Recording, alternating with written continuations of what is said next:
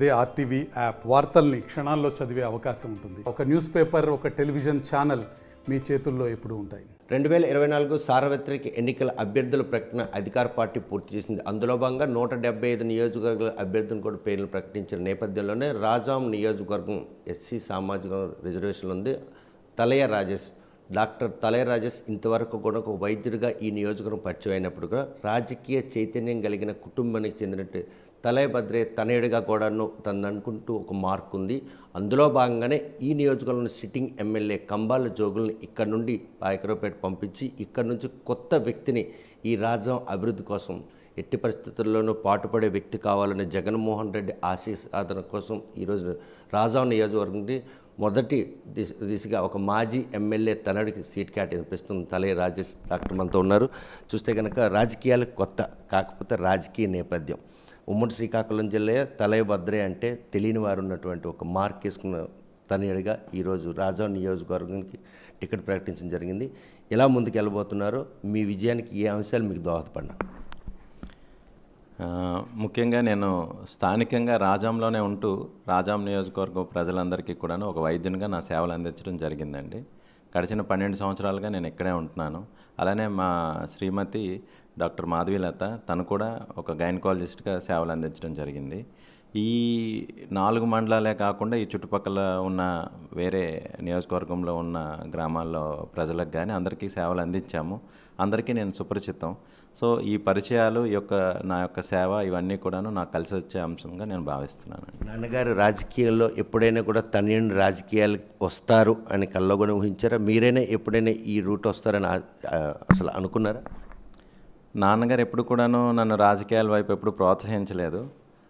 నాకు మొదట్లో అంతగా రాజకీయాలంటే అవగాహన లేదు.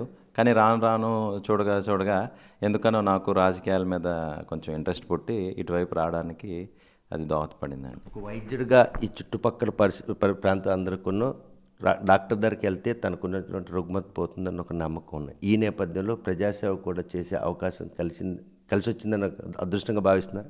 ఖచ్చితంగా నేను నాకు వచ్చిన ఈ అవకాశం అదృష్టంగానే భావిస్తున్నానండి. ఎందుకంటే ఎంతోమంది డాక్టర్లు ఎన్నో రకాలమైన వాళ్ళందరూ కూడా ప్రయత్నం చేసినా సరే ఆ సువర్ణ అవకాశం నాకు దక్కింది. దానికి జగన్మోహన్ రెడ్డి గారికి నేను జీవితాంతం కృతజ్ఞతగా ఉంటానని నేను మీకు సభముఖం తెలియజేస్తాను. మీ ప్రత్యర్థి ఒక మాజీ మంత్రి, రాజకీయ చతురత్వం కూడా తనకు ఎక్కువ ఉంది.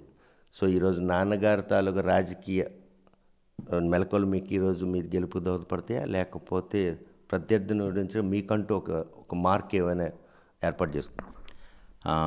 ప్రత్యర్థి ఎవరనే దాని మీద ఎప్పుడు నేను దృష్టి పెట్టనండి. ఎప్పుడు కూడాను నా బలం ఏంటి, నాకు కలిసి వచ్చే అంశాలు ఏంటి అనేది నేను ఆలోచిస్తాను. ఈ రకంగా చూసుకుంటే ముఖ్యంగా ముఖ్యమంత్రి గారు చేసిన సంక్షేమ పథకాలు కానీ లేకపోతే అభివృద్ధి కార్యక్రమాలు కానీ ఈరోజు పెద్ద ఎత్తున ప్రజల్లోకి చొచ్చుకుపోయాయి.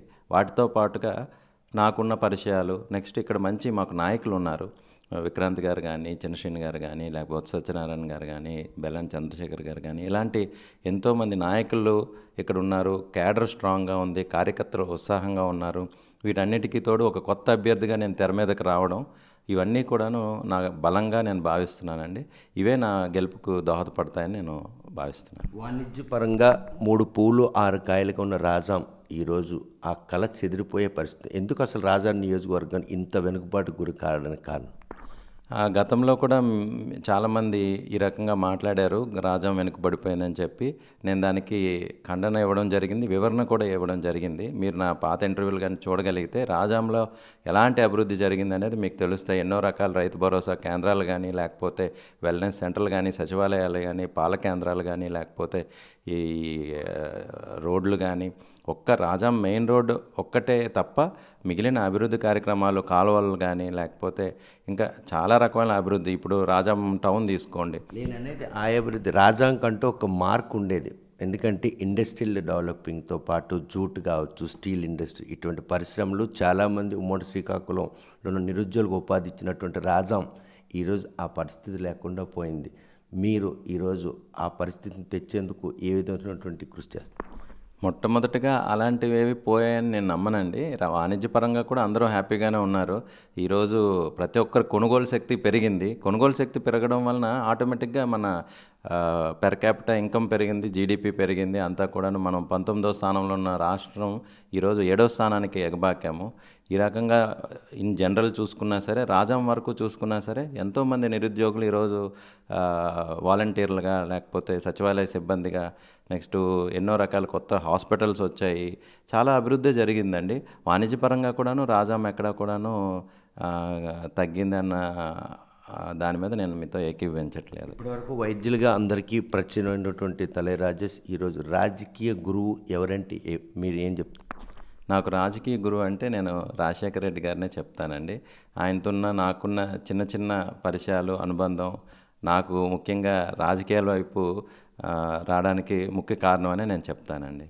ఈరోజు యువకుడుగా మొదటిసారి వచ్చినటువంటి అవకాశం అందిపుచ్చుకొని రేపు రాజాం నియోజకవర్గానికి ఎమ్మెల్యే అయితే ఏ సమస్య మీద ముందుగా మీరు ఫోకస్ పెట్టే అవకాశం? రాజకీయంగా రేపొద్దున్న నేను దృష్టి సారించాల్సిన అంశాలు ముఖ్యంగా ప్రధానంగా మన రోడ్డు సమస్య ఒకటి ఉంది. అదే కాకుండా డ్రైనేజ్ వ్యవస్థ కొన్ని దగ్గరలో ఇబ్బందికరమైన ఉన్నాయి.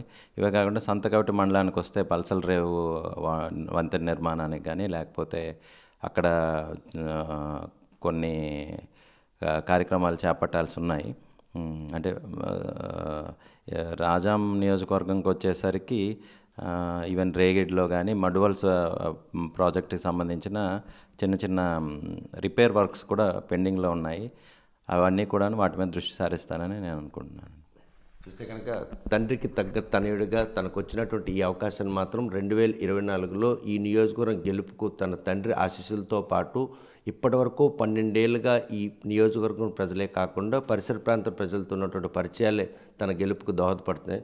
తన గనక ఎమ్మెల్యేగా గెలిస్తే అభివృద్ధికి అడ్డాగా ఉన్న రాజంలో సాగునీటి సమస్యపై ప్రధాన దృష్టి కదాన్ని, అదేవిధంగా ప్రధాన రహదారి నిర్మాణం అసంపూర్ణ, దాన్ని కూడా పూర్తి చేస్తున్న ఆ అవకాశాన్ని కల్పించేందుకు నియోజకవర్గ ప్రజలందరూ కూడా తనను అసెంబ్లీకి పంపించాలని చెప్పి తలై రాజేష్ రిక్వెస్ట్ చేస్తున్నారు. ఈ విషయంపై మరి ఈ నియోజకవర్గం ప్రజలు డాక్టర్ తలై రాజేష్ని ఎమ్మెల్యే తలై రాజేష్గా అసెంబ్లీ పంపిస్తారా లేదా అన్న విషయం వేచి చూడాల్సిందే. రాజా నుండి వీడియో జర్నలిస్ట్ రాంకృష్ణ సురేష్లతో సత్యం, RTV శ్రీకాకుళం. మరిన్ని వీడియోస్ కోసం ఛానల్ ని సబ్స్క్రైబ్ చేయండి. లేటెస్ట్ అప్డేట్స్ కోసం వాట్సాప్ ఛానల్ ని ఫాలో చేయండి. అండ్ లింక్ డిస్క్రిప్షన్ లో ఉంది.